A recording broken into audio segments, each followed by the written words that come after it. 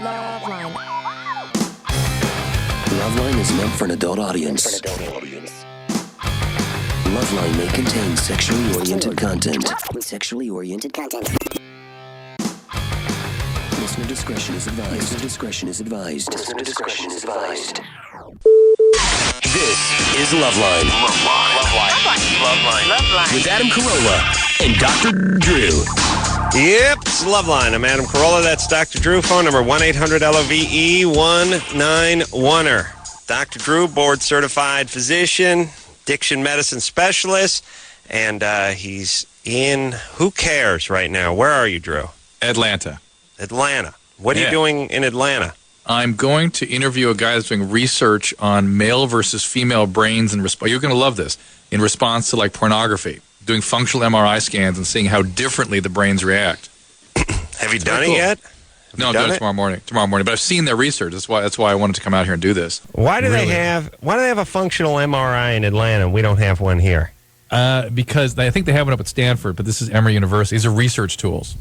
They're not like that going to sit you in it for some sort of, Well, all I'm saying this is Los Angeles. Can't UCLA or USC get one?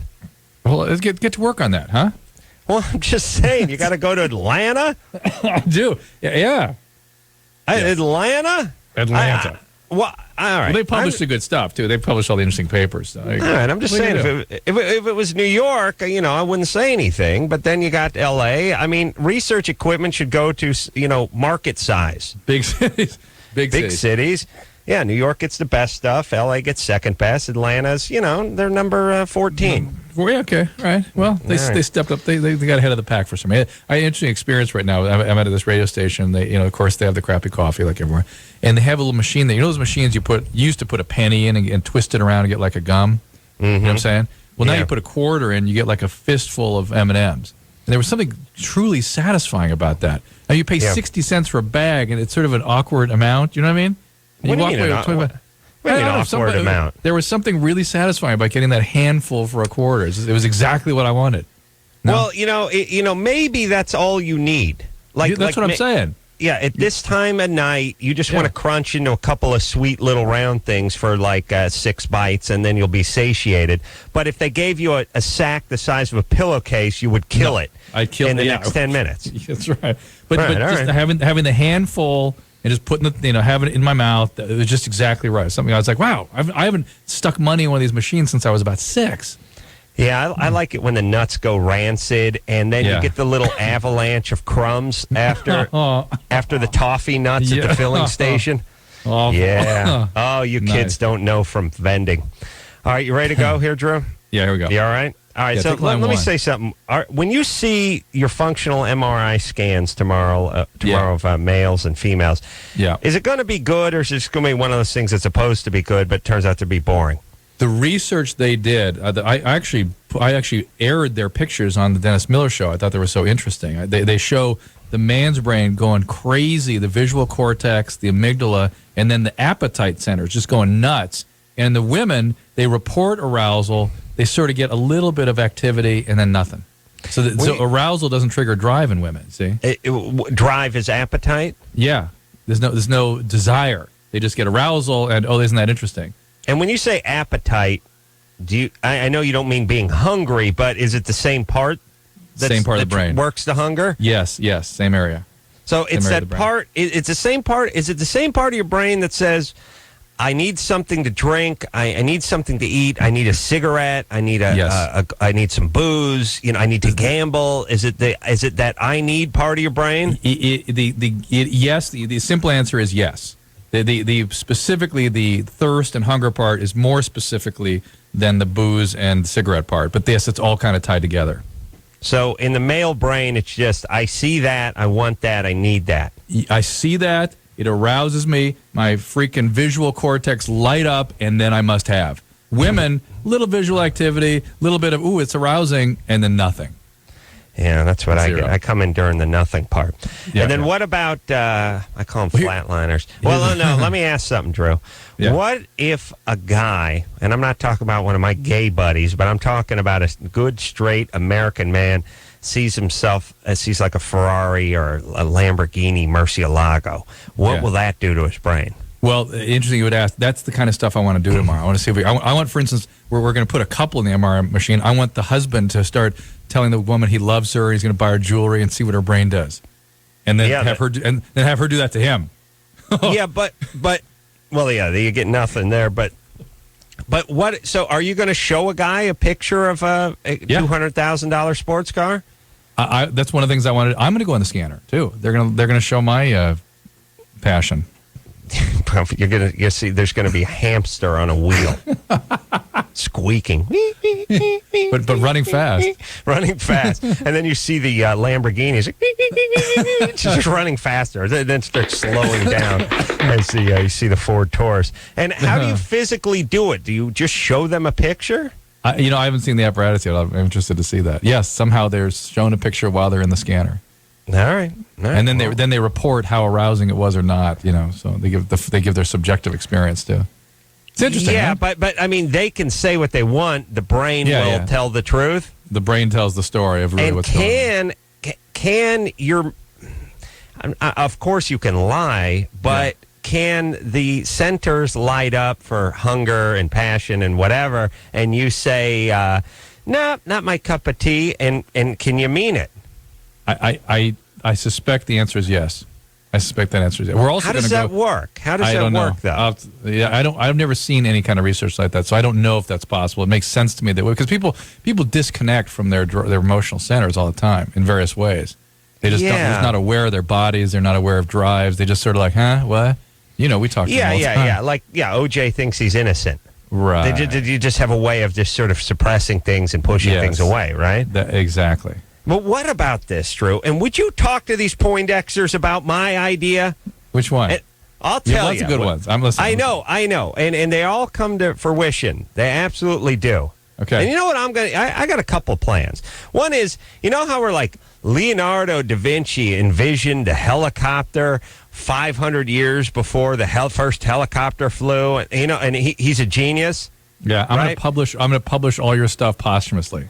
Yeah, no. I'll tell you what I'm going to do. I'm going to make a huge punch list of things. One day, man will travel, will have his own individual pods and travel through the solar system. And then if any of them come true, I get to be a genius. Yeah. Perfect. Yeah, okay, Da Vinci. Here's the genius. Go make one, you wop. Go make one. You can't just say one day man will fly. Well, okay. He drew pictures of him. He drew pictures of stuff, and he made models of it. I know. But all right, listen. Man will be able to transport himself by breaking down his molecules and then reassembling them across the country or across the world. Okay, then if it happens in 300 years, I get to be the genius, not the guy who invents it? Just if you draw the picture. I'm going to draw a picture right now of a box and then a line going to another box and a guy disappearing and ending up in the other box. Hey, speaking of saying, pictures and saying things. I'm going to sign this. Hold on, Drew. I'm not done. I heard Howard Stern went nuts this morning on us for some reason. You hear about this? Yeah, I think he went nuts on me. I heard he went nuts on you. For something I don't think I said. That doesn't even register true for me. Whatever, buddy. Whatever, dude. I don't know what you said. It doesn't take too much to get Howard to go nuts. Yeah, I guess. But I'm just glad he kept me out of it. Although any press is good press, Drew. Of course, probably the biggest audience you ever had. That's probably true. And then, and secondly, let me tell you how passionate a man I am. My buddy Daniel called me today about I don't know, 10 in the morning. He's like, "Did you hear Howard Stern?" And I said, "No." "Oh, he went nuts on Drew. I mean, he did a solid 10 minutes just going ape-ass on Drew. He just dismantled them. I never heard anything like it." And I said, "Wow, that's something." And he said, you think you could get the tape of that?" And I was like, yeah, I probably could. And he said, "Are you going to get the tape?" And I said, No. I'm curious. Apparently, somebody emailed him something they alleged that I wrote or read or something, and it just doesn't ring true. I don't know what I would have said about him. Because I support his FCC stuff. You know what I mean? Stop kissing ass. No. Seriously, I think that there are issues with I worry about the kind of stuff that goes on. And maybe what I said something. You're getting into trouble again, buddy. Really, by just saying. I worry about stuff that goes out in the air, but God bless Howard for standing up, Well, let me just say this. Howard It's it's the Ace Man. Remember we had dinner in New York that time? It was awesome. I love you, buddy. And that guy, that's Drew. That's Drew talking. And I, I can't control him. You know what I mean? I can no sooner control Drew than Siegfried could control Manticore. That's all I'm saying. So Howie, if you hear me, this is the Ace Man, and he loves you, and he'd love to come on your show next time he's in New York. All right, Drew, I don't know what went on. I don't either. It's bizarre. A couple of people told me went nuts on you, and really, you should be flattered. Oh, I am. I appreciate it, especially if it's something I don't mean. You know what I mean? Look, stop backpedaling. No. Adam, if I had some issue, have I ever said I have an issue with him or? No. But anyway, that's weird. Anyway, right. I don't want to get lumped in with you. That's all. All right, that's fine. I'll stand by myself. He's a powerful man. All right, here's what I want you to ask the eggheads over there at the university. Yeah. Who are doing the PET scans or the CAT scans or the functional MRIs. What I would like is an answer, or I would like them to get going on my lie detector. Okay? All right. That's a great idea. Everybody could be better than my attack crows. Everyone listen up. Think about the court system. Think about the jurors. Think about bailiffs. Think about stenographers, and think about the court-appointed attorneys and the millions and millions of dollars. Just the facilities alone. Every city in the country needing a handful of these large, noble, regal buildings and all that. Then think about the batting average of the court system. Really, I mean, it's like we've decided it's the best system there is. It's like it's the best system, but amongst other systems where they kill you with a rock. Right. You know what I mean? Compared it's to the best system except for all the other ones. It's the best. It's the best system in the world, but that's not saying that much. Right. You know what I'm saying? Right. We need to let technology bring it along. Well, I'm just saying they had referees in the NFL, and they still do have referees, but now they use instant replay, and we can tell beyond a shadow of a doubt whether somebody's foot was in bounds or out of bounds. Right. There's no more human error. Right. And basically the court system as it exists now, which is look, if you can afford the dream team, you're probably going to get out of there. Let's face it. If you got a ton of money, you're out of there. If you're some black dude from Mississippi that gets courted some racist court-appointed attorney, you may be going in the joint for something you didn't do. So first off, let's not say the system we have now is not flawed. Right. You probably got about a 65% chance of it coming out all right, but that's translates into quite a few people going into the joint without being represented correctly. I want to say that we need a lie detector, and a lie detector that works. And you know what? It doesn't have to work 100% of the time. It worked 96% of the time, and that's still 30% better than it's working now, if you think about it. Yes. And and we get into this thing as Americans, we're like, yes, but if only one man goes to prison, if one innocent man goes to prison, then none of it is worth it. Really? One innocent guy out of the millions that go through the system efficiently? That's a decent batting average. And by the way, I think the way things are now, people are probably more likely to go through innocent than guilty. You know what I mean? Oh, look. This could protect the innocent. A few years ago, the mayor of Illinois or something, or the governor of Illinois, had to pardon everyone on death row because it turned out that 3/4 of them were innocent. Right. I mean, and the ACLU pussies, who would be the first ones who would be against this, should love it. It's all your buddies that are going in the joint. Right. All the poor, all the ethnicities, all the underrepresented. Those are the people that are suffering. This evens the playing field out for the rich doctor and the inner city guy who has no money. Yep. I just say we have the PET scans, we have the functional MRIs, we have the CAT scans, we have crazy computer-driven technology. This is an area that is exploded over the last few years. I have a great idea. Why don't you draw a picture of a guy with like a Gilligan's Island type, electronic hat on with wires coming off it? I'm doing it. It's going to look like, here's what it's going to look like. A spaghetti colander with spark plugs sticking out of it and wires connecting it. Perfect. Okay? And you'll be declared a genius in 100 years when that's the method. Chris, do you see what I drew there? judicial review helmet. All right. Yeah, you see that? Yep. Yeah, one size fits all because the band is adjustable on the inside. Oh, cool. Okay. we make one for huge afros too. It's going to be a little bit larger. All right, that's my point. Seriously, Drew, ask them about this. I will. And if you'll probably get angry when they give you the answer, which is, we put it this way: out of 1,000 people, 2 of them it'll misfire on, and even those 2 people, it's not necessarily going to be wrong with. Yep. All right, and then just think about the system.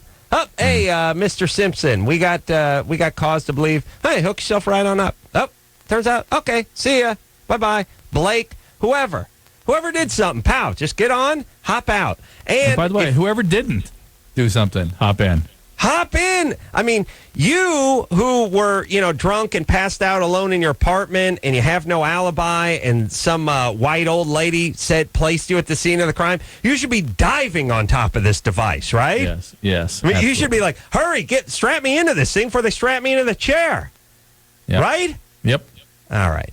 Okay. And then it's all gone. All the circus is all gone. The media, the millions and billions of dollars spent, all that, it's all gone. It's all gone. Just every town has one. That's it. We do some protocol where if you're guilty and it's a capital offense, you got to go through 3 times and whatever. Boom. Done. Yes? Yes. All right. Talk to them about it, Drew. Please. I will. All right. I'm going to speak to Alexis, 27. Alexis? Yes. What's up?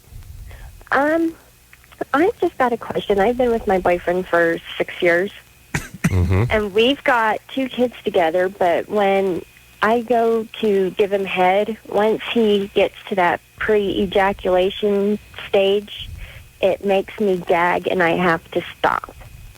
What is the pre-ejac? Because I think I'm always in the pre-ejaculation stage, or I'm ejaculating.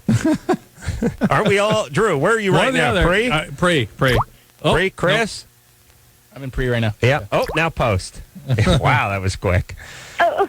What is the pre-ejaculation stage, and how do we get there? What does that mean? Is it there's something coming out, you mean? Yeah. So a little bit of stuff comes out and you vomit. Yeah. Well, What if I don't vomit, I just gag. What if a lot of stuff comes out? Oh, I would still gag, or I'd probably throw up. It just depends. Then you'd vomit. All right. And so what is your question for us? Well, I just want to know what I can do to help me try to go a lot longer without gagging. Put a condom on. I know that's not. No one likes that one, but that's what you can do. Otherwise, because that's going to come out every time.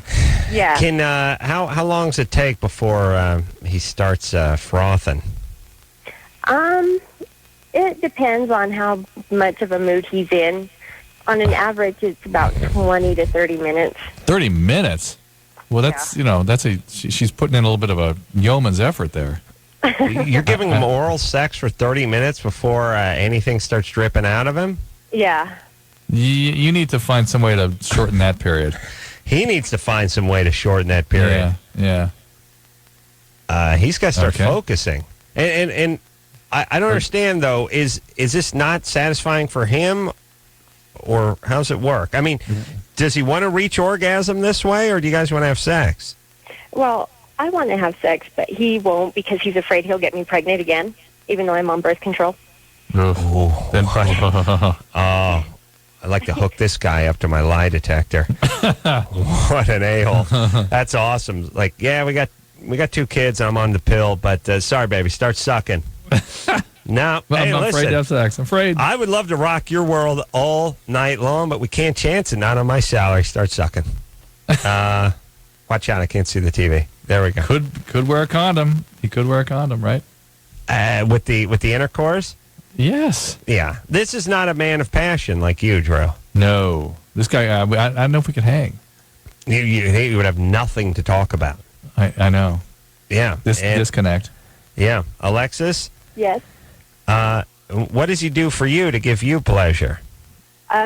He goes down orally. Does that do the trick for you? Oh, interesting.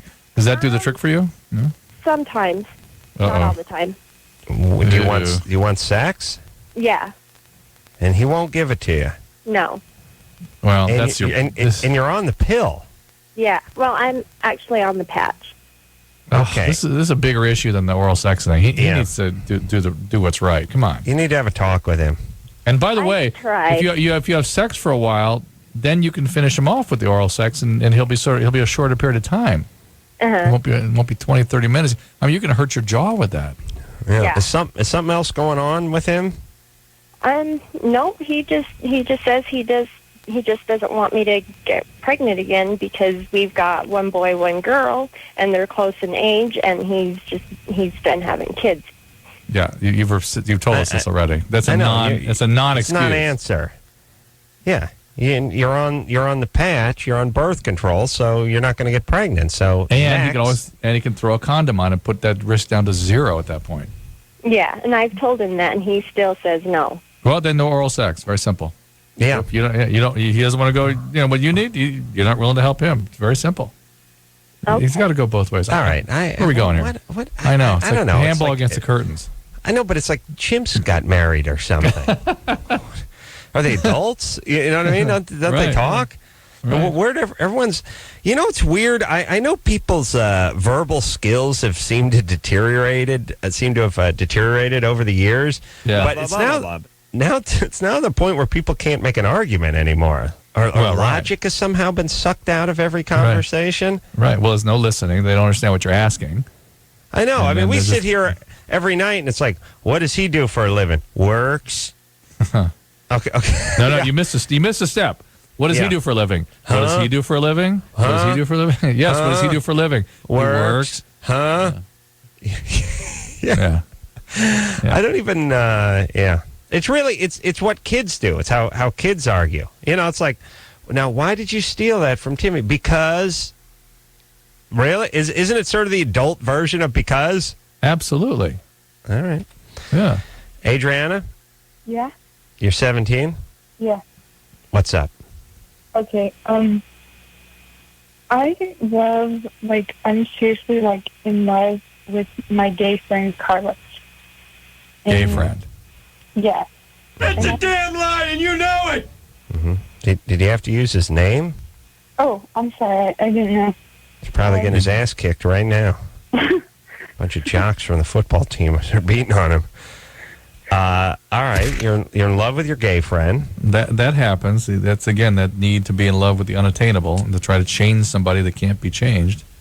You better hope he doesn't sort of go down a romantic path with you because that's not going to be real. He's gay. How old is he? He's 16. And you're how old? 17. All right, you need to start dating. You really need to distract yourself. You got to get out there. This is not right. I've tried dating normal straight guys, and they've all been I don't know, they're all jerks, and they're like, oh, I love you, baby, and blah blah blah. But I don't know, they're just stupid. We agree. Hold on, I take back everything I said about the verbal skills breaking down. Blah blah blah, and it's stupid. I love you, baby. Blah blah blah is stupid. All right. Well, listen, Adriana, what's up with you? Where's your dad? What's going on? My dad lives in Mexico. I've never seen him. There you go. Yeah. That's bad. At least he's being punished. Yeah, and so, I live in a group home. You live in a group? Yeah. By the way, just hearing Adriana's voice, I pictured a lot of black fingernail polish. Yeah. I don't wear black fingernail polish at all. I don't wear fingernail polish at all. But you did wear it at one time. Actually, I never did. Mm-hmm. How about black in general? No, never did. Not gothy at all? No, never did. All right. What do you dress like, by the way? Normal. Okay. So you're in a group home. Yeah, normal. Okay, got it. Yeah. What do you dress like? Normal. Oh man, what a vivid picture. What a Just picture. close your eyes. Can't you see her now in that normal dress? Yeah. Oh yeah. I mean, or pants, or blouse, or jacket, t-shirt, whatever, or t-shirt, or shorts, whatever normal is. Yeah. Oh man, vivid, Adriana. I wear a lot of pink. A lot of pink. Nice. There you go. We wouldn't have predicted that. Where detailed for you? I wear a lot of pink and. Why did you end up in a group home? Where's your mom? My mom, she used to beat me a lot. All right. So for you, relationships are going to be scary. You're going to be attracted to abusive people, or you're going to be attracted to unavailable people. And you found yourself an unavailable one. In a way, that's safer than probably the other. Glad you're not being passed around by some bikers. Hey, Adriana. Just be realistic about this. Fine, hang out with the guy. He's a better version of the male. We agree with you. Yes. Just take care of yourself. Figure out what you want to do, and don't get pregnant. Oh, I've already been down that path, and it's not good. Oh, really? Okay. Yeah. I didn't know the pregnancy path was when you could. Well, I guess you could abort it. Well, I had a miscarriage. Okay. Shocking. Yeah. But okay. Do not do it again, please, sweetie. You'll be all right. You just find yourself a job and fight to keep it. I have a job. I work at Round Table. Oh, you work at Round Table. All right. Good times. Make it. I don't even know if I've ever had one of their pizza pies. We're going to take ourselves a little break. Drew's in Atlanta, and we'll be right back after this. LoveLine. We'll be right back. Please hold.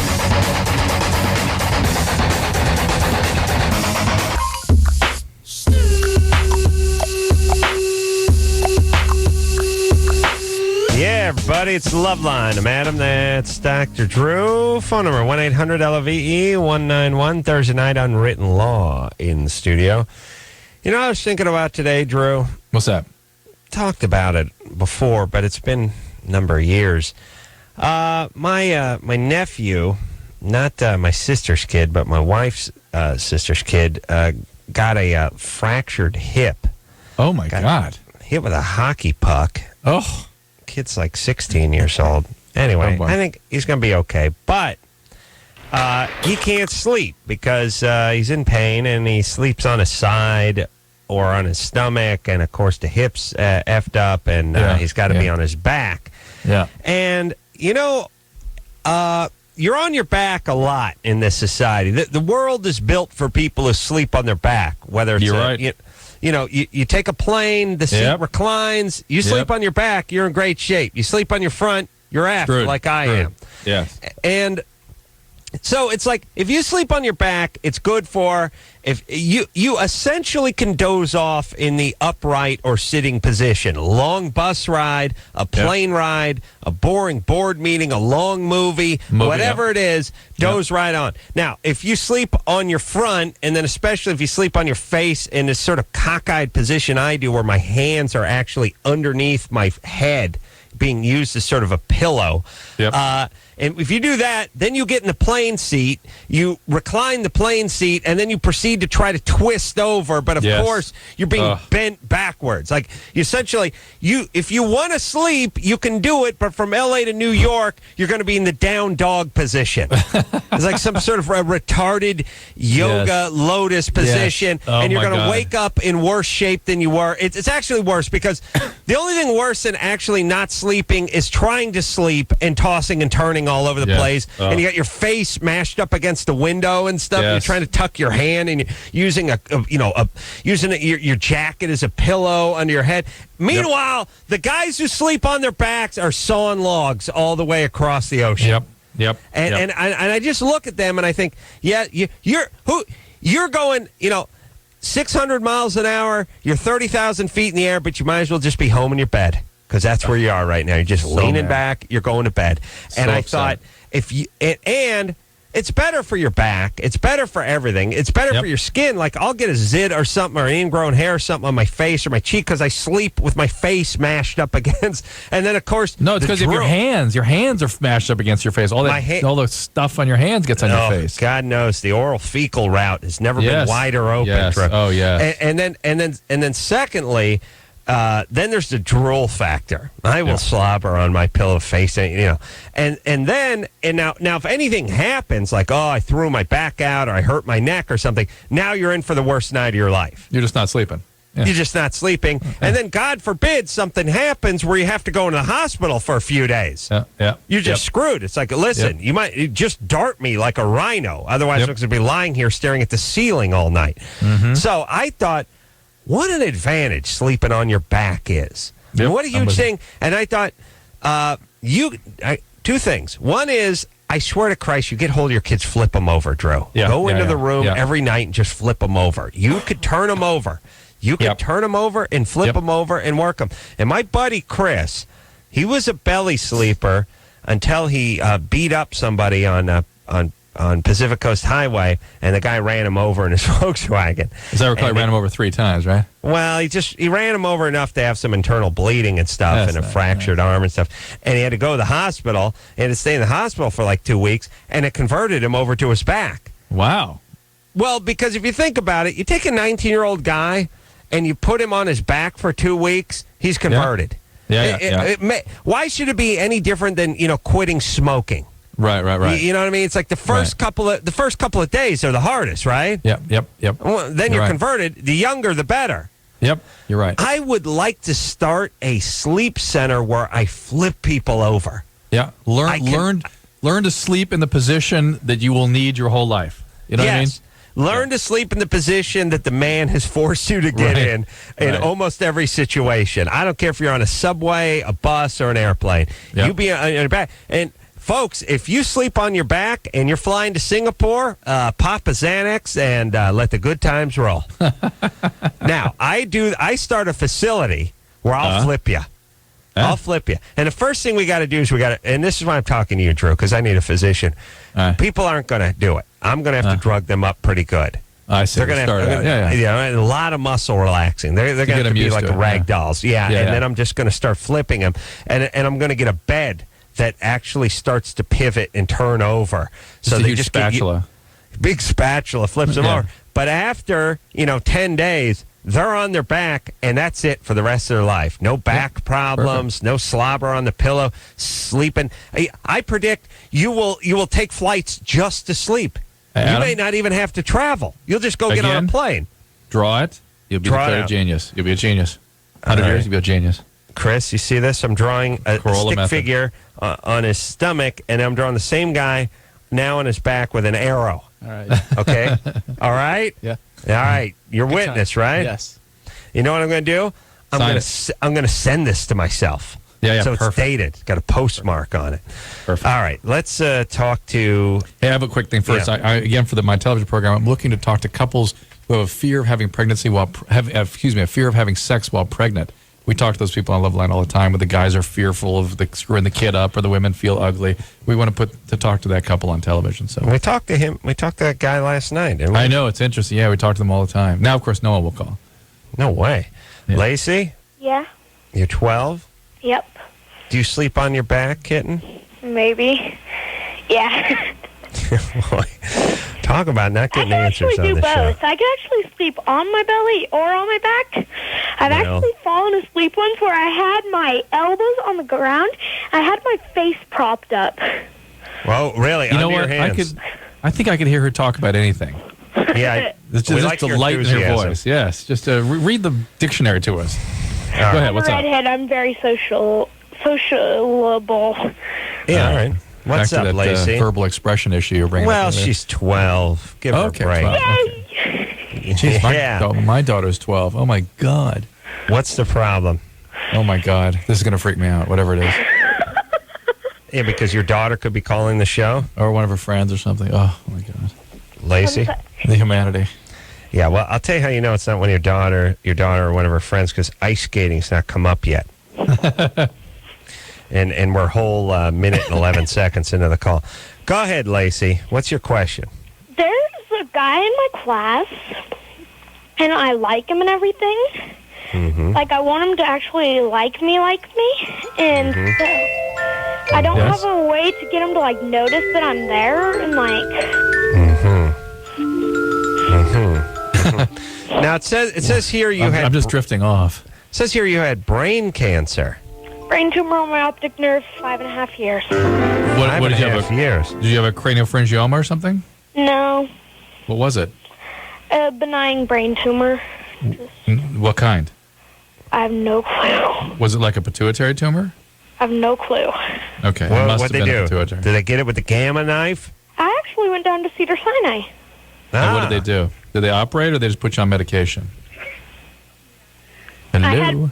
I had brain surgery. My brother's making me laugh really hard. Did they go through your lip to get up to it? No, they actually cut a scar from the bottom of my ear up to my forehead.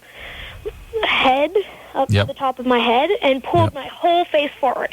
Yep. I have a picture of my 3-day black and blue eye. Wow. Okay, and you want to get the attention of a guy that is he a friend of yours? So what? Did they get it? Yeah, he knows that I like him. I mean, You shouldn't sweat the small stuff. They get the tumor. Everything's okay? Yeah. 6 years out, no sign of returning. Was it an arachnoid cyst? Does that sound familiar? That's kind of a weird location for an arachnoid cyst, but no clue. It was on the optic nerve. All right. Anyway. So, and they check you every once in a while and see if it's coming back. MRI, BFD. Yeah. All right. So what's up? So fun. You'll have fun tomorrow. Don't worry. Can't wait. Yeah, listen, I had one of those MRIs. Like, you put your head in a trash can and some guy beats it with a wooden spoon for 40 minutes. It's horrible. Not too bad. No, all right, so I didn't listen. like it. Do you think this guy likes you, or is he a friend of yours?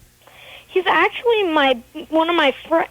The guy that sits next to me is his best friend. Can you talk to him or send a message through the guy that sits next to you? I'm actually comfortable talking to him and his friend. So. All right. Well, here's what I don't understand, Lacey. You're very outgoing, and you're not scared to present yourself to people and have a conversation with people. Yeah. Maybe you should talk to him about how you feel about him. Yeah, because he's into, other girls in class, because I've called him, and I've had, my cousin three-way and, ask him. Later, a couple more years, that three-way will mean something else. Trust me, I know what you mean. No, trust me. Oh, no. Easy, baby. Easy now. No, come on. Easy. I'm losing it. All right, okay. Drew, here's the deal. 12-year-old is shrieking. Here's the deal. It's okay to talk. What does it mean when you have a boyfriend 12 years old anyway? It just sort of means you kind of hang out a little bit. Relax. Easy. All right. Oh, my God. My ex that just dumped me because he has to go down to Hollywood for 5 months for acting, we would go to the movies. I went to his house. Right. So maybe you should ask him out to hang out like that. I think that's enough for me. I know. He went to Hollywood to act, huh? I know. My ex, yeah. Your ex. It's nice. I don't know. I can't even imagine calling it an ex at age 12. I know. What are you in? Are you in the 6th grade? Yeah. All right. All right. So here's the thing, Lacey. Let's be realistic about this whole thing. The guy knows you. He's seen you. He's spoken. He always looks at me because his friend sits right next to me. Right. Always looking at me. Right, but that's like saying he's always looking at me because there's a seagull on my head. Right. Do you know what I mean? It's like that doesn't help you any. He's always looking at you, because his buddy's right next to you. And you're always staring at him. And you're always staring at him. But he's well aware of you and is not and doesn't seem to be interested. Is that correct? Yeah. Okay. But at 12, you never know. I mean, a lot of 12-year-olds just are not into girls. They just aren't. Well, but he seems to be chasing some of the other girls that are in the class. Maybe they're chasing him. I've actually talked to him about it. All right. Yeah, go ahead. Yeah. I would either just let it go. Wait a minute. What did he say when you talked to him about it? Because my cousin called, and he's all like, she's weird. She wears glasses and she has red hair. Ew. Oh, okay. Well, listen, Lacey, one day you're going to find a lovable nerd who will give you the kind of love that you deserve. Yeah, this guy ain't it. Yeah, he's giving you sort of a no, don't push it. Do not push it. It's okay to have a crush at a distance. Don't get obsessed about it. Just move on. And Lacey, here's the thing. This may be the first time this has happened to you. It happens to everybody multiple times. It'll happen. It really does. Yeah. And Adam, think of what you wish somebody had told you when you were 12 about these kinds of things. That's what we got to tell her. Which is what you're telling her. Yeah, here's the deal, everybody. You will find people that are uninterested in you, and everyone will have the people that you are the most attracted to, who you see on TV, could sit you down for 5 hours and tell you all the people who weren't interested in them, right, or who were temporarily and then screwed them over, or what have you. It happens to everybody. And you know what? It's actually a good thing, because it's one of these things, and there's not too many of these things, but it's one of these things where, as a human being, it's almost necessary. Yeah, you're right. It's almost important that there's some failure at this level in these interactions. Yes, it makes you a better, more well-rounded, more complete human being. Show me a person that's never stumbled and fallen in this arena. I'll show you someone I don't want to hang out with. That's absolutely right. I'm with you. And someone who makes me sick. Son of a bitch. You hang out with your friend Chris still. Yeah, my buddy Chris, yeah. But at least he lets me, smell him down there. Oh, my God. I'm being honest. All right, take a break. I'm being honest. That's all I can be. All right, Lacey, it's as I suspected. This guy's not interested. You don't watch all those Disney movies that makes you think you can flip this guy over by putting on new perfume, or somehow he's going to look at you. In all these movies, it's somehow, he's ignoring you, he's going after the head cheerleader, and by the end of the 90 minutes, he's realized he's in love with you the entire time. Doesn't happen. The only flipping over that occurs at the Corolla Sleep Centers. Otherwise, that's it. That's right. Now, it does happen in 33 years when his waistline gets like 8 inches bigger than, when he starts wearing the 44, 33 Levi's. And his testosterone level drops by 80%. Yeah. He starts getting mammaries and high circulating estrogen, and his hair falls out. Then he's into you. Good times. All right, unless he makes some money, and then he's not again. All right, we'll take a quick break. Sorry, it's true. Take a quick break. Be right back after this. Hello, this is your radio. LoveLine will be right back.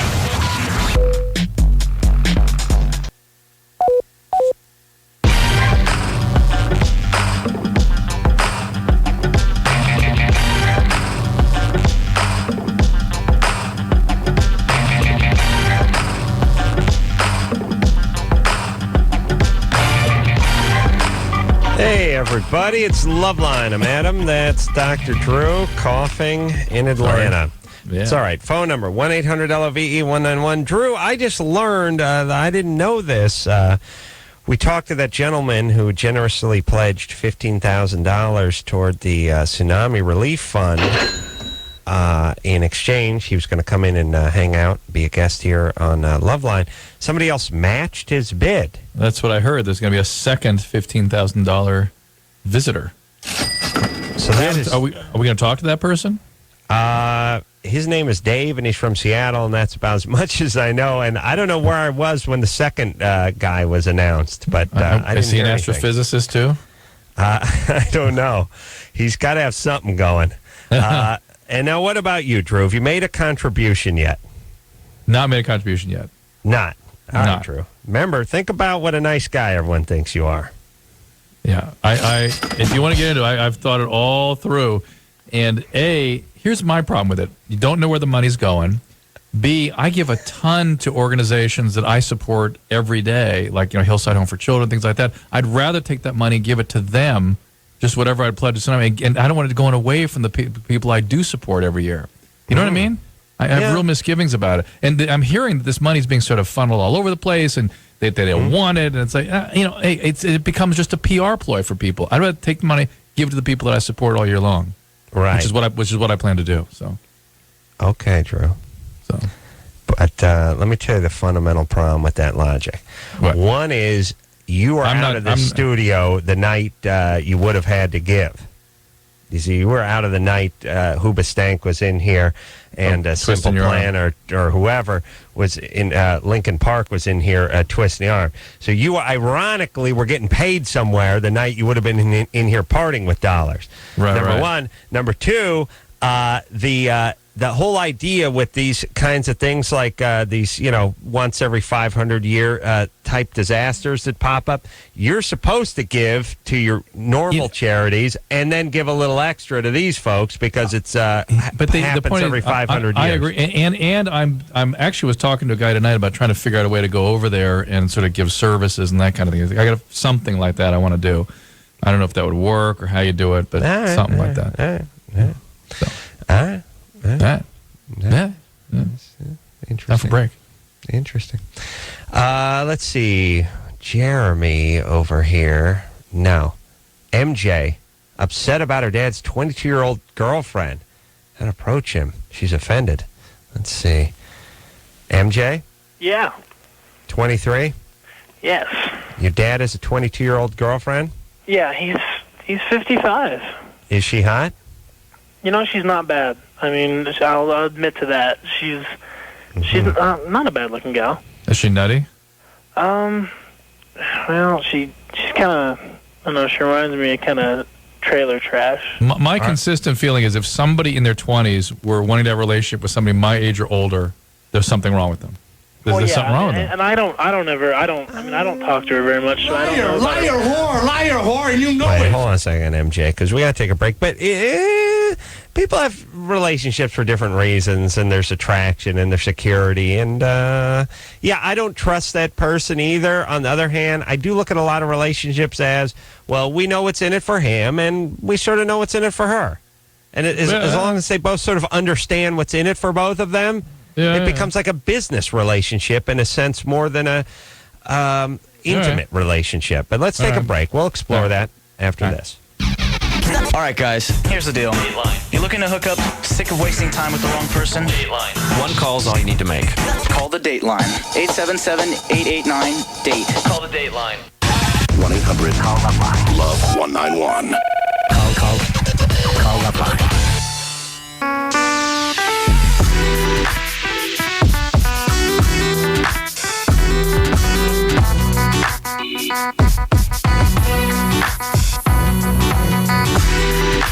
Hey, everybody, it's LoveLine. I'm Adam. That's Dr. Drew. And I'm still looking for people to put on television who are fearful of having sex while pregnant and what that all means to them. Interesting. Listen, Adam, listening to all those public service announcements during the break, and you know how people are, for a long time now, people have been sort of making a big issue about a Smokey the Bear being Smokey Bear. You heard this? It's Smokey the Bear. Shouldn't it be Smokey Bear? Or is it Santa the Claus? And is it the Easter the Bunny? I have one response. Felix the Cat. That's you know what I mean? right. Certain things just go together. It's Smokey the Bear. Felix the Cat. It is the true. name. You're very passionate about Felix the Cat. God, it makes me crazy that people want to undo things just because. Engineer Chris, you know Felix the Cat is? Yes, I do. You do? Yeah. Can you sing the song? No, I don't know the song, but I know the cartoon. Oh, okay. Here we go. Should we sing it out? That's an outrageous request. You ready, Joe? Felix the Cat. The wonderful cat. Whenever he gets in a fix, he reaches into his bag of tricks. Felix the Cat. The wonderful cat. You'll laugh so hard. Your sides will ache. Your ache. Your heart will go pit-a-pat. Pad. What the hell's that mean? Felix the wonderful cat. I always oftentimes wonder, you're looking at the lyric sheet. It's like, I like it, except for the part where your heart will go pitter-pat. No, I realize we need something to rhyme with cat, but your heart will go pitter-pat. Not, you'll laugh like you're fat, something. He doesn't like a rat. It's really AT's one of the easier. You'll laugh at this and that watching Felix. Your heart will go pitter pat. At least sleep on it. You'll think of something. Yeah, I'd be like, Russ, I give this a 6. I think you could make it a 9 if you put about 15 minutes more into it. Why don't you go knock that off? Let's work on the character names for the cartoon. Yeah, let's think of we got the Master Cylinder. Well, we got a guy that's a smart guy. Let's call him the Professor. The Professor or Poindexter. That's right. Son Poindexter. That's right. Both. And we'll have Rock Bottom. And then we'll have the Master Cylinder. Named after a brake car part.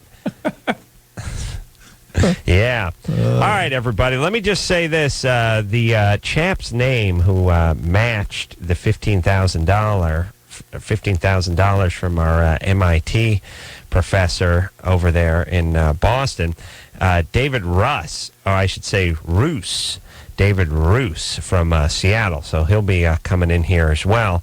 How does he spell his last name? Well, he spells it R-U-S-S, but it's pronounced Roos. Huh. So he'll be in here. He's from Seattle. So they'll both be in here, and I'll be anxious to meet these two fine humanitarians. And Drew, I know you're worried about where your money is going, and that's very caring of you. You can give it to the Red Cross, though. I think that's where I gave my money. And of course, they'll ship it to somewhere out of the country, but at least it's going to the Red Cross. If you don't feel comfortable making a donation to the Tsunami Relief Fund or whatever it is, you give it to the Red Cross. The Red Cross. All right. And so what? It goes to, they buy retarded kids in Russia some crayons or something with it. Who cares? All right. Where, heard about experimental. Oh, yeah, where were we? Okay, we're talking to MJ, who's 23. MJ? Yeah. What's up? Oh, yeah. You got the father's got the 22-year-old girlfriend. And, yeah. And here's what it is. You're disappointed in it. Well, I'm not so much disappointed. I mean, I talk about this with my friends, and they're like, man, you should be happy for him, but, I don't know. It's weird. I think he could do a lot better, is what I don't know. Well, hold on. You're not disappointed in him? You mean your problem is she's 22, but she could be hotter, or what are you saying? What I'm saying is that I guess if I was his age, it'd be a good thing, but in my shoes, I'm thinking, you know what, he could do a lot better than that. But more importantly, it says something. Hold on. But he's saying it says something about him. What do you mean he could? Okay. I mean, more his. What do you mean he could do better? I'm not saying about the quality of girl, and I'm not talking about looks. I'm not talking about that. I'm just more substantial person.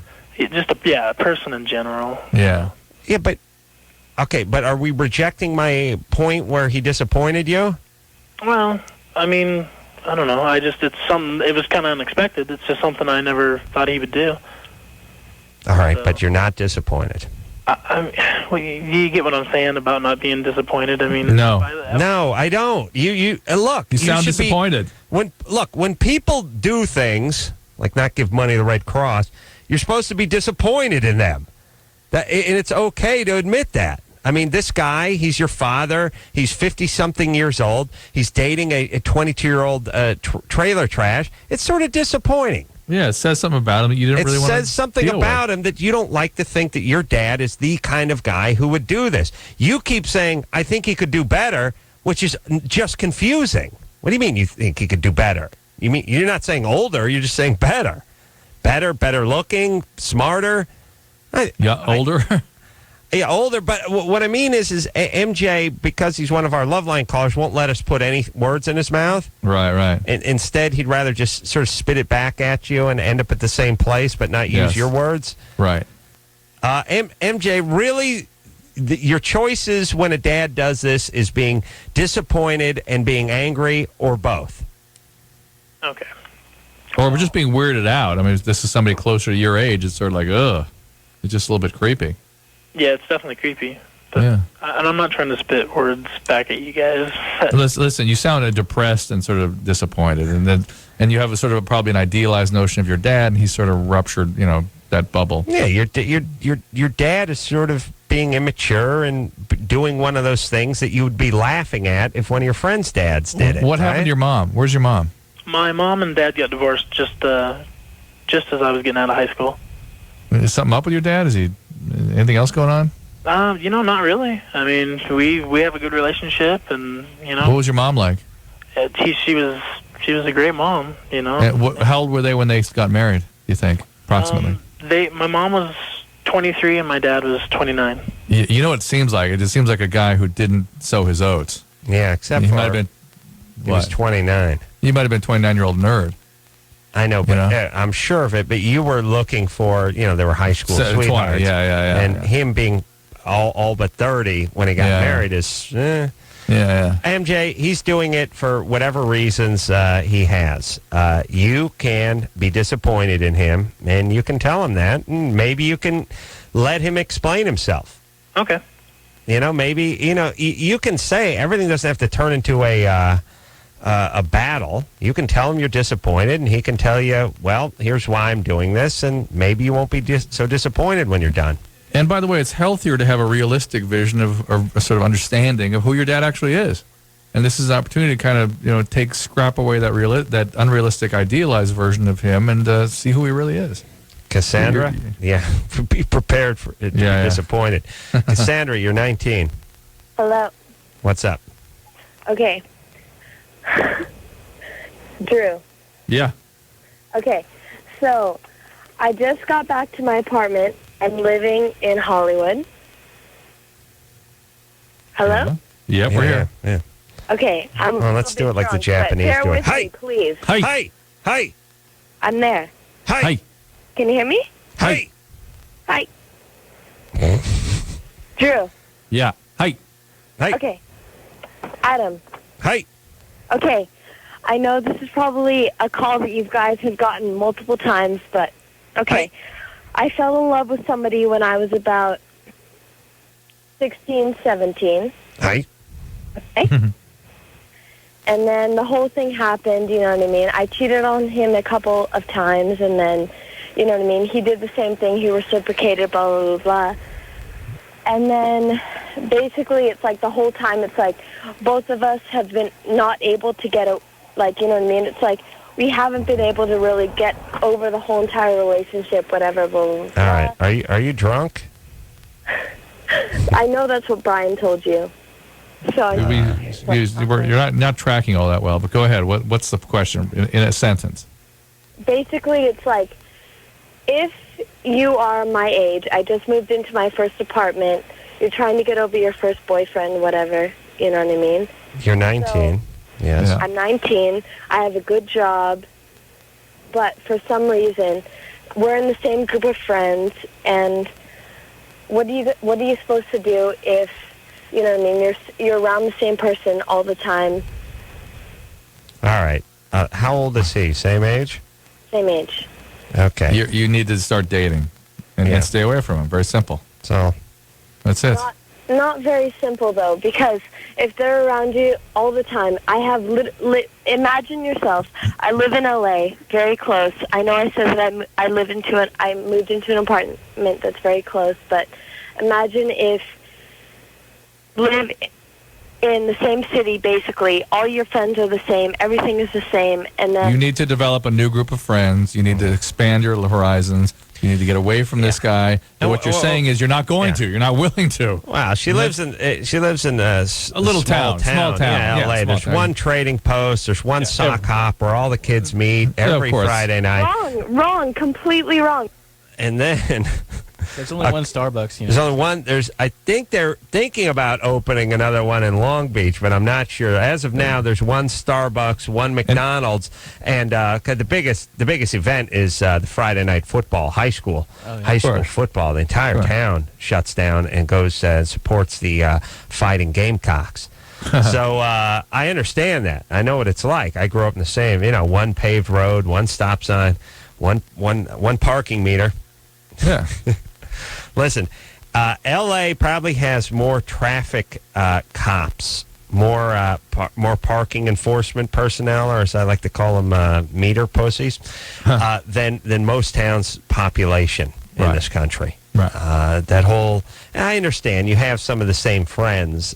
And it's hard, and even in a big town, it's even harder because you get lost in the big town. You can when you don't want to see people, you won't. Oh boy, can you not see them? That's right. People, many person has done that to me. Cassandra, you got to make that your job.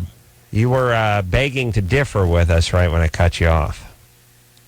I'm not begging to differ because I love you guys to death. I listen to it every night, but honestly, I know that all you do is you get on the phone and you try and beg for answers, but literally, imagine if you live in a city like Santa Monica. You know what I mean? I know what you think. Adam, literally imagine that. Literally.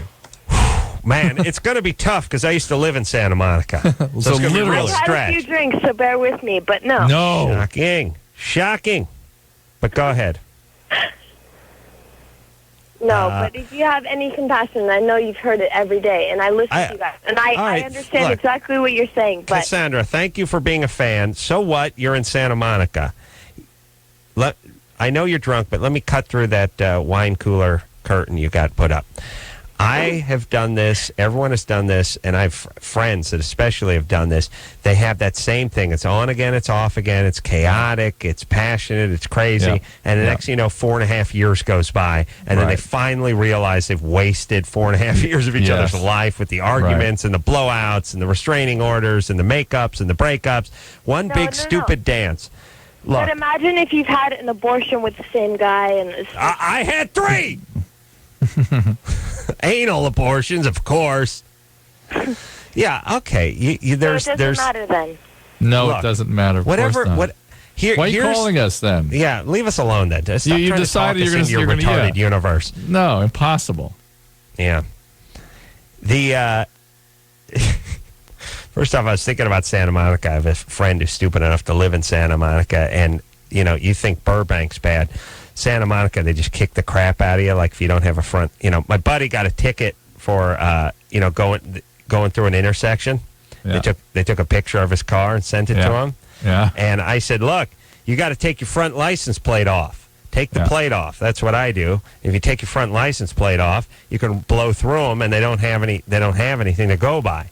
And he said, I did that, but I kept getting tickets for having the front license plate off. And I said, not pulled over in tickets, just tickets when you're parked, I said, that's in Santa Monica, right? And he said, yeah. And I realized I used to live in Santa Monica. They bust your ass over there for everything.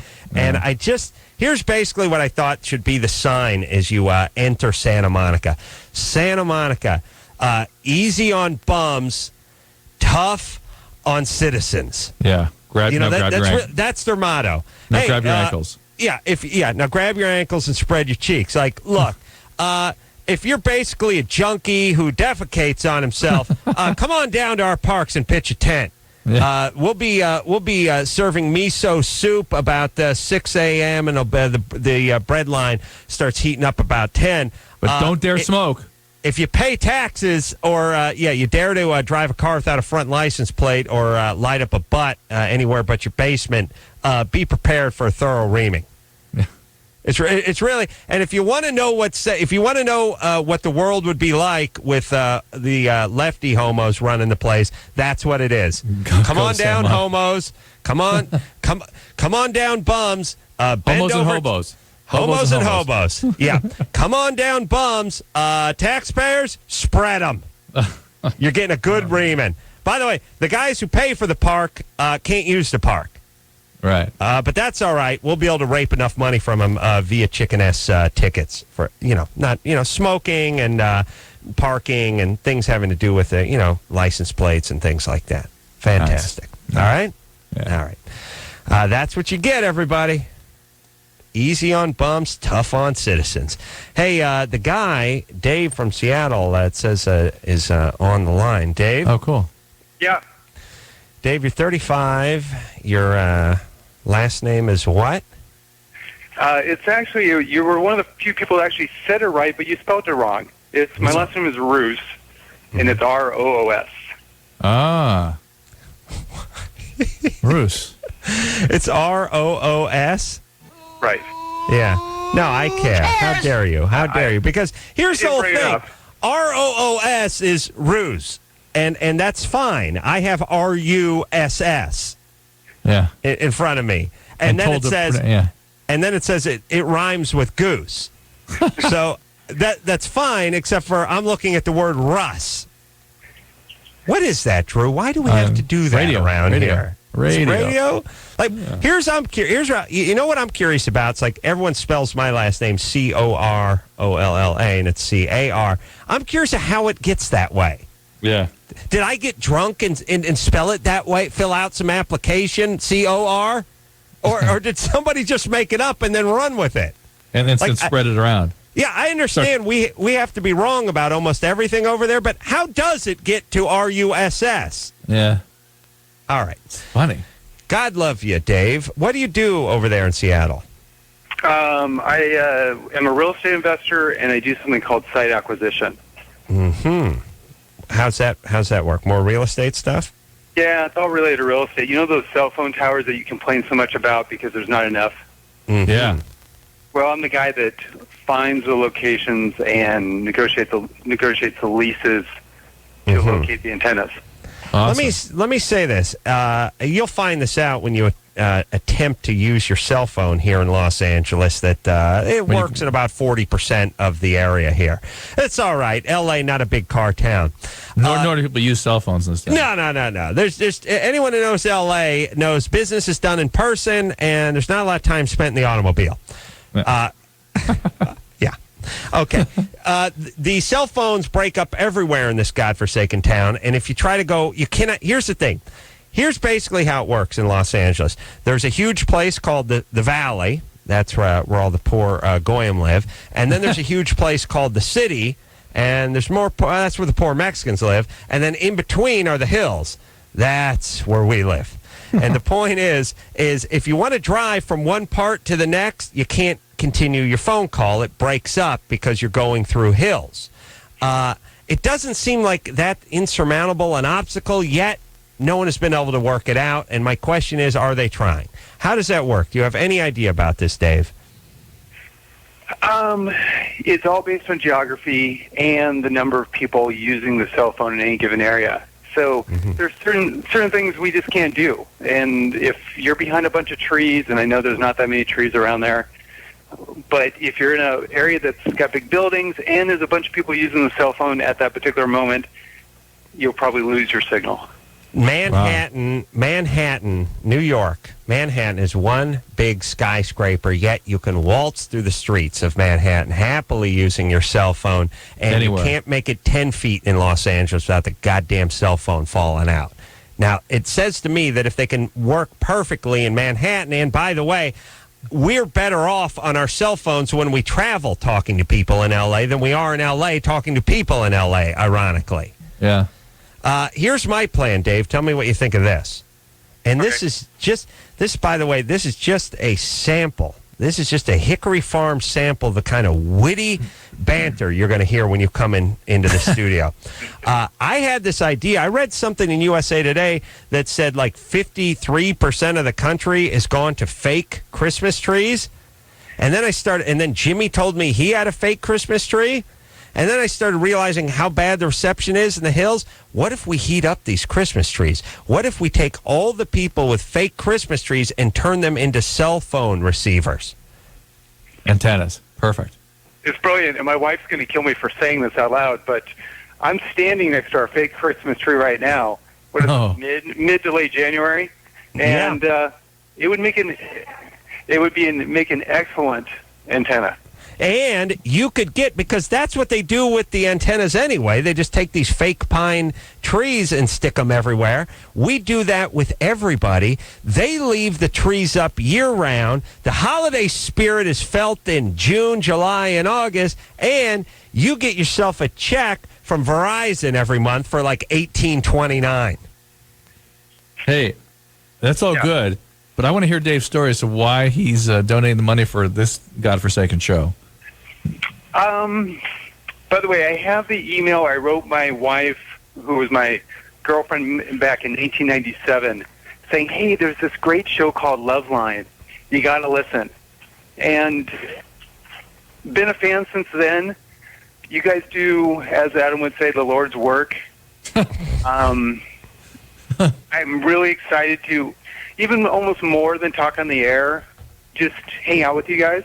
Yeah. We're going out to dinner, too. Yeah, we got to go to dinner. Good times. And actually, it does hit a little bit close to home. We, almost to the day, a month before the tsunami hit, were in Indonesia on those beaches. On vacation. My God. Wow. So, I mean, it's a good story, but it's not a near-death experience. But still, it could have been us. We wouldn't have known any better. We would have been hanging out on the beach along with everybody else. Well, Dave, we do honestly appreciate your generous donation, and we look forward to meeting you. You, of course, because you are taking half, right? Well, okay. Let me explain what happened. And I'm just going to be upfront with everyone who's listening. I announced when it was at, I think it was about $12,000, $13,000, Drew. Yeah. That I needed to wet my beak, as we say in the business, that I needed a taste, because I feel like I'm the one I'm essentially a broker. If you had any of the old hosts in on here, it'd be $1,800, maybe $2,000. But because of my personality, because of my Q rating, because of my personality, my wit, my charm, the cash register, I got the thing jacked up to $13,000. I'm saying that is $10,000 more than you would have made if I wasn't here. Why shouldn't I get $5,000? Yeah. Why? And where's my incentive for the next time a tsunami hits? Do you know what I'm saying? What is my motivation? So here's how it works. And stop me if I'm wrong, Dave. You're a businessman. This is how these things work. I can't argue with it. I know he agrees with me. Look, I have an agent. My agent jacks the price up on everything, and then I gladly give him a taste. Of course, it's 10%. It's not 40 or 50% like I'm asking for. But the point is, Drew, is I got us up to 13, and all I want is 5, and a good 8 is going to those poor Sumatrans, all right? Diana Ross does the same thing. Why shouldn't you? I did say, however, Drew, and I do believe you heard this, that if it did get to 15, then I got to 7,500. Again, I ratchet up. And, that's true. And I can't say I'm proud of it, but it's business. And we did get to 15. So that puts me at the 7,500 mark. And again, I don't want to take it, but if I didn't do it for this, then other people and other charities would complain when I did it to them. Do you understand? Of course. There's a precedent to be set. So what we're saying is we got it up to 15. That's the mark. I ratchet up to 75. Now, times 2, I walk with 15. But the good people of Indonesia walk with 15 as well, and that's 15 more than they would have had if I was not born. Okay. By the way, my apologies to Tom, the other auction winner, because he was at $12,000, and then I started bidding and drove it up to 15.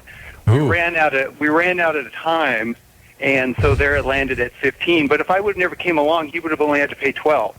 Right. In which case, I would have only got 5. Did you hear that's his entire salary for his summer school class in astrophysics? Yeah, I did. But just for the record, I purposely waited till today to pay for it because I got an extra 30 days on my credit card because of the new billing statement. So the $15,000 means a lot to me too.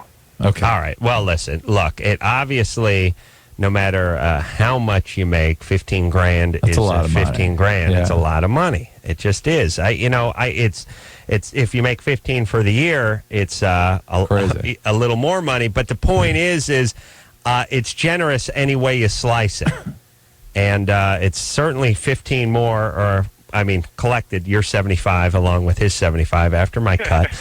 And you just make out 2 checks. One to, I have a holding company. It's a Nevada-based corporation.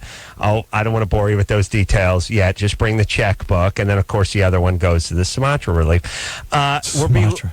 Wherever. What do they got over there, Drew? No, I know what it is, but where did it take place? Sri Lanka. Sri Lanka. Where's Sumatra? I don't know. Maybe it's Sumatra. Look that up, Chris. Sumatra's an island in Indonesia. They were certainly affected by this tragedy. Yes, of course. Here's my point, Dave. Bring 2 checks, and we'll see you when we see you. When are you coming out? I left producer Ann a message requesting, I think, February 23rd. Mm-hmm. All right. I'm going to be in the area, so hopefully it works for you guys. There's a good chance Drew will be chasing a nickel somewhere around the country, but you'll be able to hear him via the satellite. Yeah. All right. Yeah, and besides, you got the ace man, too, so don't worry about it. This is where the show is. This is the moneymaker right here. All right, should we take a little break, Drew? Absolutely. Where are we? Is it time to take a break? Yes. Oh, yes. Oh, okay. All right, thanks, Dave. You're really a man after my own heart. We'll take a quick break. Be right back after this. 1-800-LOVE-191. LoveLine. LoveLine with Adam Carolla and Dr. Drew. We'll be right back.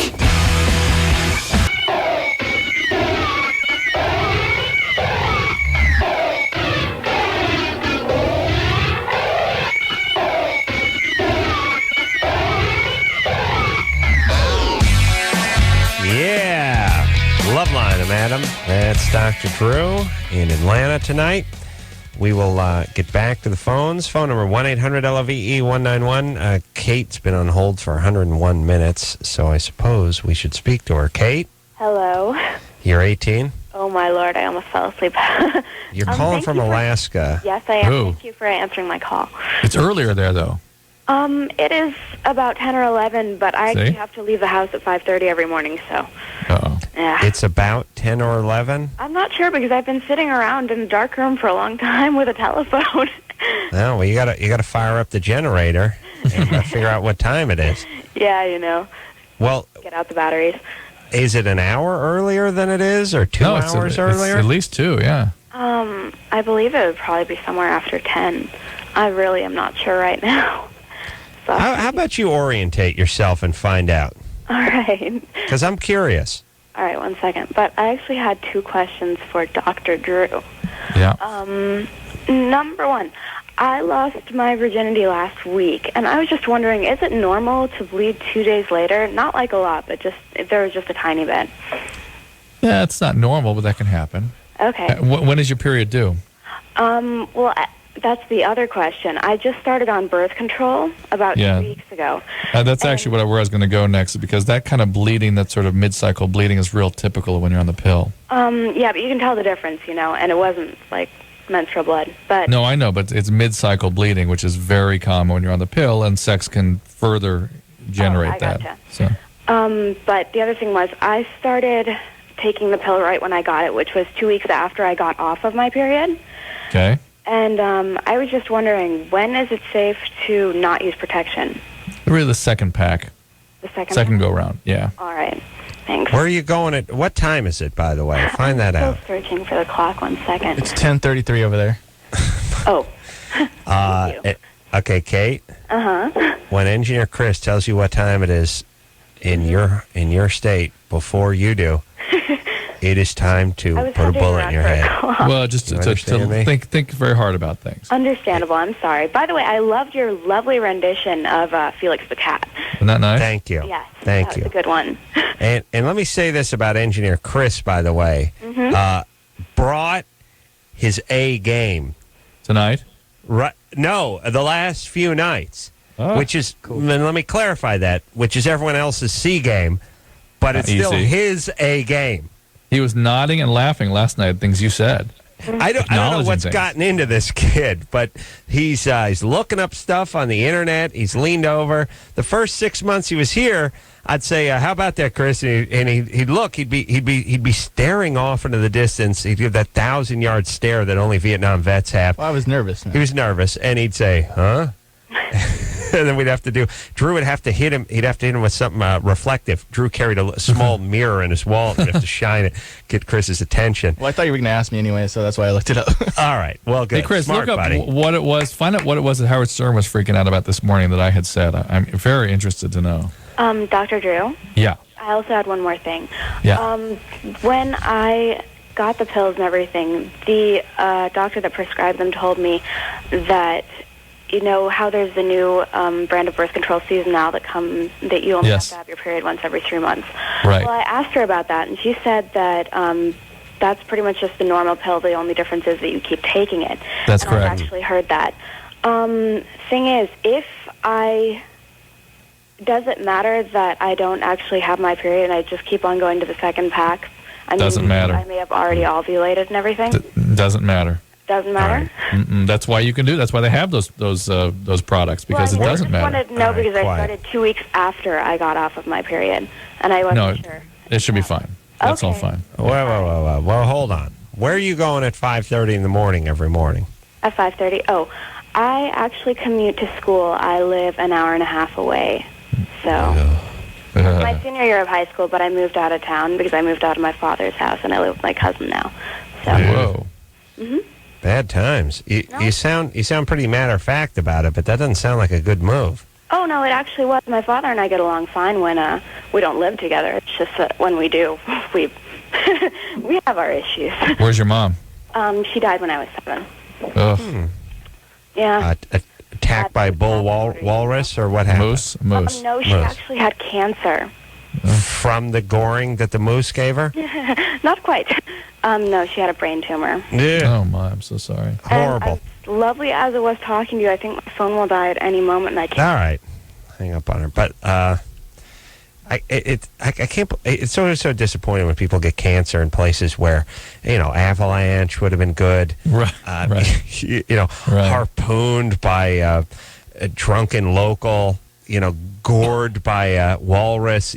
Something.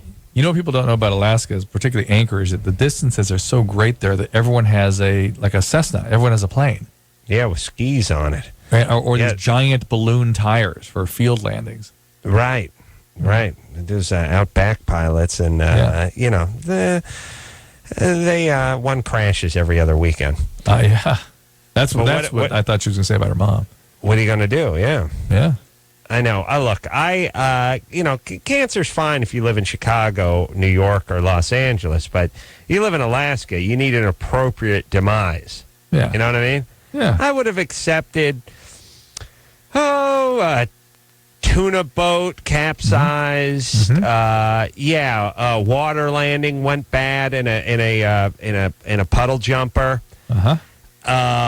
Again, Kodiak bear attack, gored by moose. Other acceptable ones. There's the general, drunken. Froze to death. To death's nice. Drunken minor. Put a shiv. That kind of that. By the way, that works in Nevada as good as it works in Anchorage. Yes, indeed. I'm trying to think. Any indigenous animal is good. Anything that has to do with the temperature is nice. And then got hold of some bad seal blubber, and choked. That's good. I'm trying to think of other very Alaskan ice climbing accident. Ice climbing, climbing a frozen waterfall, glacier accident, ran over by fast-moving glacier is good. Oh, here's the best though. The natives with the seal skin toss. Thing busted and hit her head on a rock. And killer whales. Ooh, killer whale. Yeah. Killer whale's nice. Yeah, that's a good one. All right, those all. And by the way, what do we give? 20? 20 what? 20 options. Oh, well, a lot to choose from. All right, but sad what happened to her mom, and she's very casual about not getting along with her father. I know. Well, she seems mature, really. Well, we're sort of grown up early. I think when your mom dies at 7 and you're raised by your dad who drives who lives in Alaska truck or something and lives in Alaska. I picture by 11 cooking him dinner and you know what I mean? Yeah, me too. Think of the difference between your daughter at 12 and her at 12. Oh boy. A lot of ice. Both a lot of ice. Yeah. Yours is inside some $500 skates, and on the ice, she's chipping it away to boil it to make drinking water. Right. All right. Let's talk to Shelby. No, don't want to talk to Shelby. Here's one I like. Where's that one? Cousin, yeah. Dina? Yes. 21? Yes. Your cousin is stealing your dirty underpants? Oh, my. Oh, boy. Oh, wow. Again, good-natured about it, though, Adam. I mean, jovial callers. Well, I'm going mad about it, but I beat up my best friend to, let out my anger, so it's okay. Well, how do you know, first beat up your best friend? Hold on. He doesn't care. He loves me, but he doesn't care, I just How do you know your cousin is stealing your underpants? Well, because no one else is allowed in my house. My mom's, neurotic, so she, doesn't let anyone in the house, and I don't let anyone in my room except for her or, my best friend. I know he's not taking them. There's no way. Why? Well, because he would never fit in them. No. But guys steal stuff like that, and they kind of. Well, he's only been in my room like 3 or 4 times. I mean, usually my mom makes him stay in the living room. They don't wear it. They don't wear the underwear. I know they smell them or whatever, but he's not that desperate. Jesus Christ. Well, he probably has them on his head right now, feverishly masturbating. First off, I just got to say, if somebody would steal my soiled underpants, I might have to have at it. I don't know what to do, and if I do get them back, I'm major germaphobe, and I'm afraid to wear them. Yeah, but girls don't steal one another's underwear. That really doesn't happen. What is she? I'm sure it could. Girls are shady. No, but they don't steal underwear. Why? Is there something special about your underwear? Anything. No. You mean she wants the underwear for herself? Yes. Is there something special about your underwear? Does she have a dog? Yeah, they're really expensive. I buy underwear with diamonds in them and embroidery and this and that. Diamonds? Well, I love diamonds. Diamonds are a girl's best friend, you know? Does she have a dog? I hope you mean sequins. You know what I mean. Well, how the much? The little cubic zirconias and all that kind of stuff, underwear that costs $100, you know? $100 underpants? And, wow. Dina, I'm an only child, so whatever, you know. Sounds like your mom is super neurotic and making you neurotic, too. Is that true? That could be true. I mean, my mom used to go through my stuff when I was younger all the time, but I just know, I mean, there's no one else it could be. It can't be my mom. She's afraid of thongs. All right, do you say thongs? Yeah. She's afraid of them? She's afraid they're going to, the Little House of Horrors are going to come get her? My mom, didn't have sex till she was 30. Okay. Using someone else's thongs like using their toothbrush. I know. Or worse. On your ass. Dina, look, baby doll, you're 21. It's time to get out of the crazy house that you call home and get your own apartment. But then I had to move back in because I couldn't afford to live on my own and go to school. I'm putting myself through college. Okay, it's time to go live in a dorm at school. I go to a community college. Adam. Are you shocked? Hey, what's wrong with community college? Nothing. Yeah, everything, baby. No, there's not. Yeah, high school with ashtrays. Nothing going on over there. Just a bunch of slackers wasting time and my money. That's so not true. Get to work, you losers. Just admit you're a crappy student. That's why you're there. That's here because I for God's decided sakes. All right. The BS bomb. Loud and clear, too. What an eloquent point she made, by the way. Yes. Oh, yeah. Oh, touche. Hey, look, I'm big enough to admit when I'm wrong. She's like that dude chick guy. Yeah, a little bit of that. I beat up my best friend. I punch him in the face. It's cool. Yeah.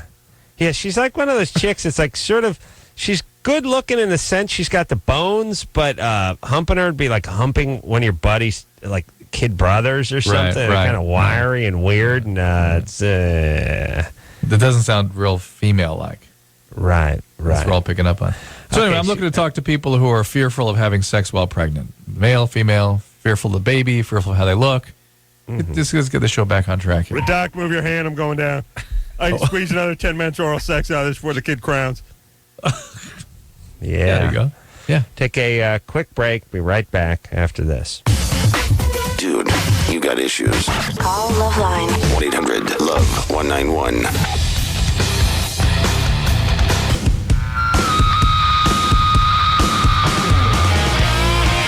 Yeah, LoveLine. That's what I'm talking about. Unwritten Law in here on Thursday night. Drew over there in Atlanta. And Jeremy, 28. Jeremy? Hi, how you doing, Adam? Hi, Drew. Sorry you've been on hold for so long, Jeremy. Well, you got a lot of people you got to help, and, they all appreciate it. Just waiting my turn. Jeremy. Boy, do I love this Jeremy. Yes. Oh, my goodness. Well, thank you. Well, I love you guys. My question is about alternative methods of male birth control. Yeah. I was doing a little research online, and I found out about this method, and I guess they're doing clinical trials on it in India. Yeah. It's called reversible inhibition of sperm. Uh-huh. And basically the idea of it is that instead of doing what they do with the vasectomy, where they snip the vas deferens, they inject this chemical in there, which forms like a plug. Right. So it does the exact same effect, and the chemical will just stay in there for, I think, 5 years, and after that it dissolves. You can get it done again, kind of like how women get the Noraplant. Right. And I was just curious if you had heard anything about any clinical trials you're interested in doing to bring it to the U.S., whether you, Drew, had even heard about this process, because, I know there are many different reversible vasectomies basically being explored. This obviously is one of them. But I'm not aware of any clinical trials for this particular technique. But most this of the is stuff, an injection, right? Yeah. Mm-hmm. Most of the stuff that's being studied procedure. here, is trying to incapacitate the sperm, trying to reduce the number of sperm or affect the motility, those sorts of things. There is something coming soon here, I'm sure of it, like within a year or two. Mm-hmm. Okay, yeah, because the main thing is like the stuff I had heard about where people working with stuff with, injections and trying to have a pill for the guys and doing hormonal stuff for guys. Right. It ends up having very difficult. Yeah, similar side effects to women, and it's more difficult to control. And this, when I read about it, it was like it sounded so common sense that I was like, you think that our, Yeah, but you would be amazed on your body's ability to recanalize things that are supposed to be opened, to create that. I doubt that technique is going to be terribly reliable. Look, when you do a vasectomy, when you cut and tie and burn, the body has a way of growing back and reconnecting a certain percentage of the time. So I think this will be a rather treacherous. I doubt that kind of thing will be a widespread use. People have some sort of fantasy about anatomy, that somehow if you correct anatomy or intervene on anatomy, that's all you got to do. But the body is amazingly resilient in terms of restoring its normal physiology. Yeah, and I wonder, first off, call me old-fashioned, but, I like to pull out. Yeah, of course. And, I'm a hamper finisher. I'm not going to lie to anybody. That was a plant. Potted fern. That's right. Oh, okay. That's right. Actually, it had an old sock on it, so I mistook it. Right. Okay, you're right, Drew. Appreciate it. Yeah. The other thing is we talk about, this is going to cut down on population. I wonder how many guys are going to say they're on the pill or they had the shot or don't worry about it, baby, I took care of this. I mean, there is going to be that whole side of the male contraceptive story. Minerva. Yes. You're Hi, 22. guys. What's happening, baby love? Well, I had a question, Ashley. I'm wondering if something's wrong with me or if anything's okay. Or, Ashley, my problem is, I'm married, and my husband, he's a little older than me. He's also 22. But when we first got married, when I was... Hold on, he's several weeks older than you? Because that can make a big difference. Okay. I got to tell you, I got to be honest with you. My grandfather was 3.5 weeks older than my grandmother. No They way. had nothing to talk about. Okay. There was a totally different era. Okay. She was born in like January 1920, and he was later January 1920. So there you go. And so it'd be like Truman, who, Guy Lombardo, what, World War I? I don't know. Yeah. Okay. His birthday is on November. Mine's on January. And Is that better? That's a pretty big difference. Huge. Is it really? Well, okay. No, it's 8 months. It's a big difference if both of you are under 2. Yeah. Oh, okay. Well, going by that, when we first got married, when I was 18, we were very sexually active, and we could go 3 times a day and, whatnot. But now, actually, here, let me go before that. Wait, hold on, Minerva. We gotta sorry, go. we're like out of time. But here's the thing. Your husband doesn't want sex now, just wants the oral sex, right? Well, that's the first question. But the other question is, all of a sudden, I turned 22, and now all of a sudden, maybe a week before I turn 22, I want to have it every day now. Well, that's because he doesn't want to. Yeah, you're going to have to bend him. You're going to whatever he's doing is not okay. He needs to step it up, and you, unfortunately, are going to have to sort of tug the leash a little and pull him in line. Put him on notice. Yes. He will appreciate it in his own retarded way, but it's going to take a couple tugs on the leash. Go ahead and do that. We'll be back after this. All right, guys, here's the deal. Dateline. You're looking to hook up, sick of wasting time with the wrong person? Dateline. One call's all you need to make. Call the Dateline. 877-889-DATE. Call the Dateline. 1-800-LOVE-191. Call LoveLine.